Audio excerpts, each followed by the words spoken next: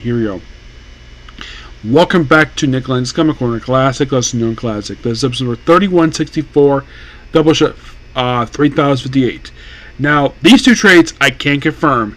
These two are the last trades to cover for the storyline Gang War. You know the crossover that came out last year. Yes, I have this miniseries plus another trade paperback that collects a one shot from that bit.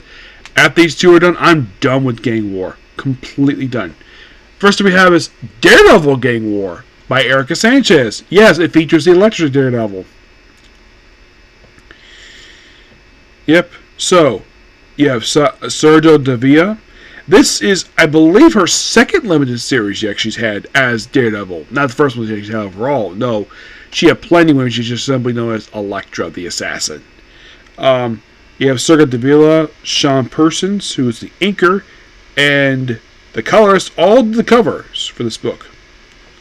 So, in this book, Spider-Man himself controls two territories.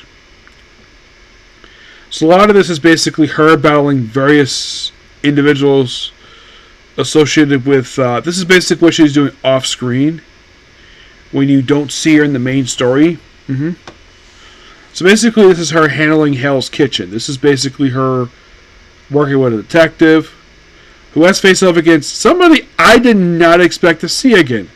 We see this mysterious person, and it turns out that she has something in common with a particular mutant. We'll talk about that later. And of course, Spider-Man comes to check on her. Of course, she's doing fine. And then the owl shows up. Yes, the frickin' owl. And then we have various individuals being meeting up with just Shang-Chi. Basically, she's been a group called The Heat. Lady Yoon, which is just a quick cameo about her, and probably like the only comic she's featured in. Miss Negative, Diamondback, Hobgoblin, Roger Kingsley, and Ringmaster. So after informing her, giving her what's going on, eventually she just ponders it for a bit, talks to Spider-Man and of course they go out, basically be up more of the Heat, who are led by this mysterious individual. We actually, I look like Spider-Man took... Oh yeah, I think Spider-Man may have lost the territory. So, then of course Matt Murdock comes in as Daredevil. Actually, this was a flashback, I think it was. Yes, this was a flashback when she worked with Matt Murdock. This is probably during the latter half of Zardesky's run for Daredevil. And of course, she battles the Heat by herself. Battles a guy with a freaking gun. Oh, yeah. Then we find out, oh, yeah, she has claws. Okay, so who she is, I'll explain later. Then Luke Cage shows up wearing his Talon Man suit, and then we have Mad Max working with the Heat.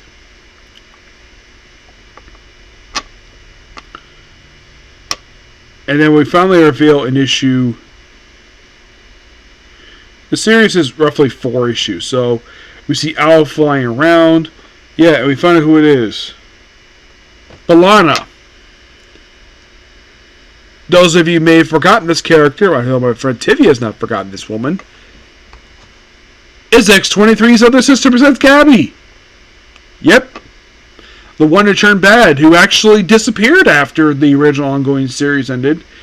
This is probably, I could think of, probably a first appearance she's made in years prior to this book. Because I'm sure people saw this book like, really? She's here? I did not expect that.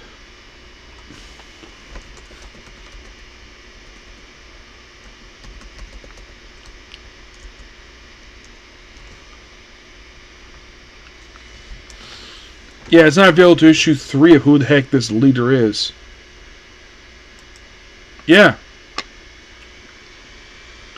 Yeah, a character who was from the all-new Wolverine book that Tom Taylor created. And yeah, I was right. She had not been seen since issue 18 of that book, which came out in 2017. I think she supposedly died, and then she found herself in this book here, which comes out 6 years later. I'll tell you here, Raphael Sauer, he actually is an old character who became a bad guy in this book. Yes, he's an Iron Fist character. Yes. Which part of this book he had not been seen since frickin' Shadowland Blood on the Streets. Yeah, and that came on, the last issue came on 2010, where he apparently he became a dirty cop. And then he pulls up in this book here, which, we show up here, first time in 13 years he had been seen. After he's taken down, and then, and of course you have the Owl working with fighting Bellana. And then she feels her, well, not a second claw, she only has 2 claws. And then apparently, like, kept in the hold is Hammerhead, Count Nefardia, and Silvermane. Because Bellana has been capturing these individuals for reasons. Yeah, it's weird. I mean, Count Nefardia in a Spider-Man book. Those of you who forgot who this guy is, this is Madame Mass's father.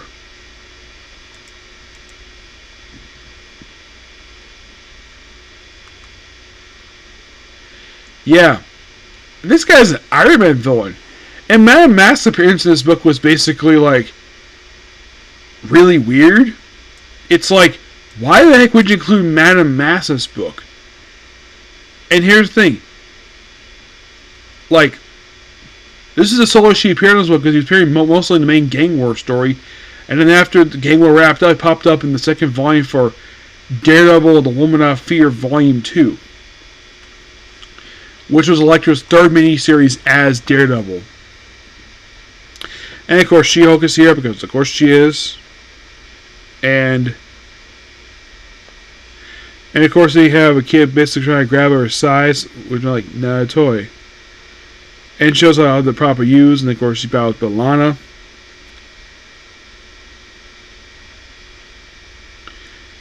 And then of course issue 4 is right after Gang War has officially wrapped up.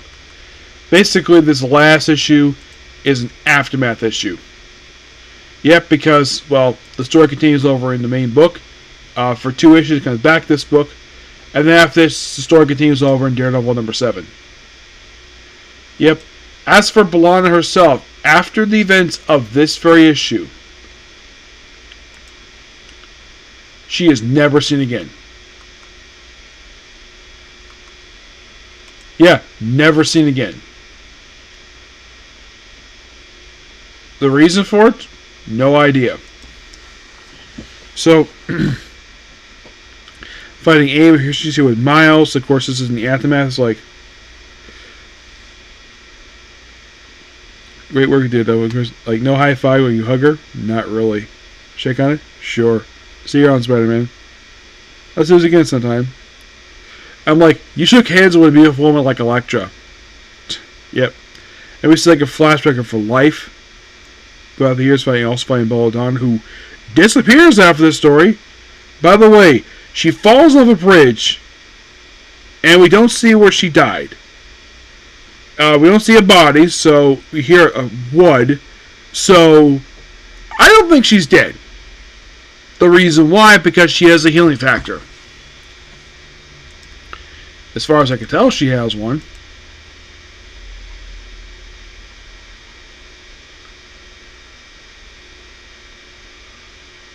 Oh, she doesn't have healing factor. Okay.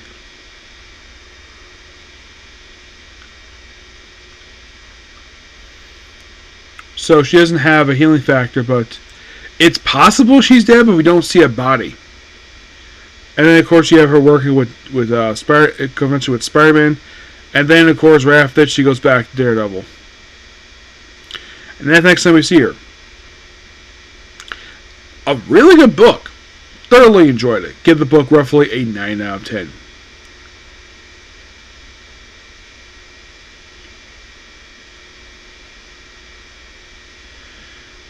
Next up we have is Jackpot and the Black Cat.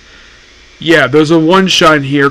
The one-shot Jackpot, which is clicked in here, is the only other thing I'll discuss for Gang War. After that, that's it. What is collecting this book? Well, a short story from Amazing Spider-Man number 1. this was basically the one where basically Anna Watson became nuts because apparently the cocaine and drugs apparently made her insane to put her in a mental asylum. And then we have a story involving Jack, which sets up the Jackpot one shot. Everything here was written by Calista Balfman. And then we have the Jackpot and Black Cat miniseries. So, yeah, I already mentioned the whole thing of like, yeah, Anna Watson becoming freaking nuts, and she's put in a mental hospital because she's not in her right mind. Though that actually is later fixed later on. And then of course, basically, it's like you have her and Paul sharing a bed together, even though like, well, the whole point of the story here is set up the one-shot Jackpot. We have her, Mary Jane, as Jackpot, fighting Frankie, a.k.a. Francis, well, the female Electro. And she, of course, has to do with AIM, of course. And it's like, puts on her costume. Apparently, it's like a casino thing. And Paul's like her eyes and ears. Spider-Man basically is there fighting Armadillo. And, of course, they have where she meets She-Hulk and fights Electro. And basically, it's like her debut as a hero. Before she has to team up with, well, Black Cat. And the book says, help! Yep. That's kind of weird, though. It ends with basically someone calling for help at the end of this one shot. Oh, and here's the weird thing about this. Her as Jackpot. She is the third person to basically use his name. Yep. And then, of course, basically, she... the story itself will continue over in the final part of the Spider-Man Gang War story. Yep.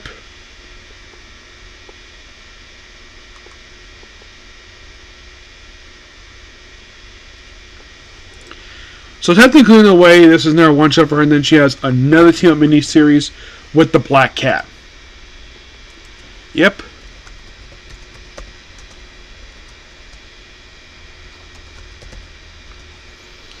Which I believe this is the second one she's ever had of her own with her. Yes.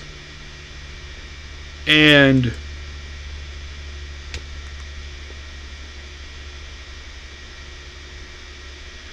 it's them basically working together. I guess Marvel decided to throw in this. Now, I get the Aunt Anna, the short story for that one. I get why that's here, because that basically is all about Mary Jane Watson. The short story of Amazing Spider-Man number 131.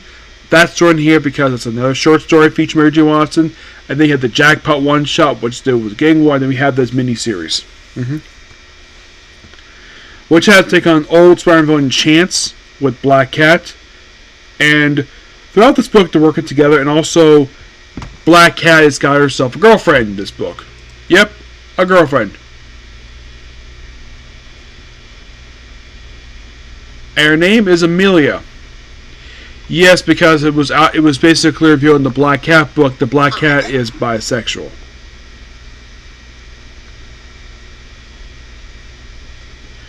Yep.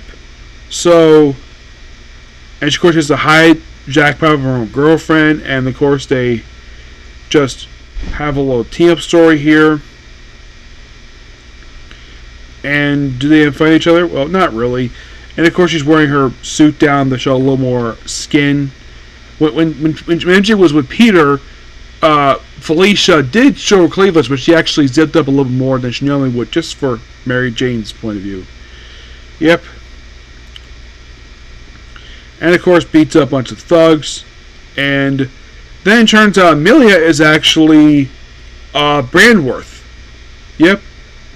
And then we have Black Hat meeting with the Owl. And by the way, the Jack Mary Jane Watson miniseries is 4 issues. Yep. So it's like they have to. And then we have fighting Tracer, Rocket Racer, and Squid. Now I saw this character again, like, wait, Rocket Racer. I'm like, that's interesting. I didn't expect to see him again. because the guy himself has been relatively a C-list character, mostly from Spider-Man.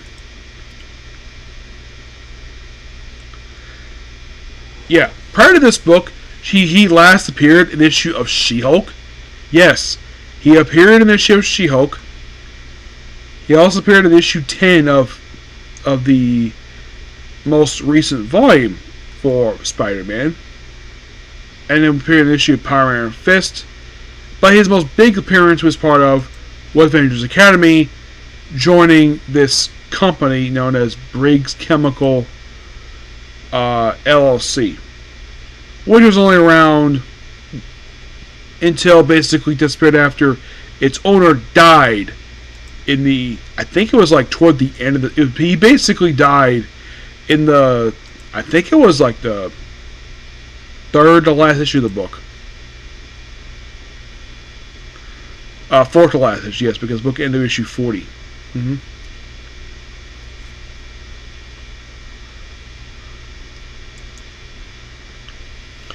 Yeah.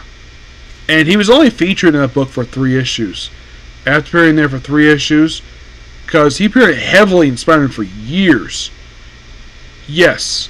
And he, of course, appeared in, like, after appearing in the issue of The Loners, he appeared in Super Villain Team Up Modox 11, Big Hong Kong's Marvel Way, a few issues of Avengers Academy, issue of second volume of Marvel Knight Spider-Man, the first issue of Deadpool Secret Wars, Power Iron Fist. After this miniseries, he's not been seen since.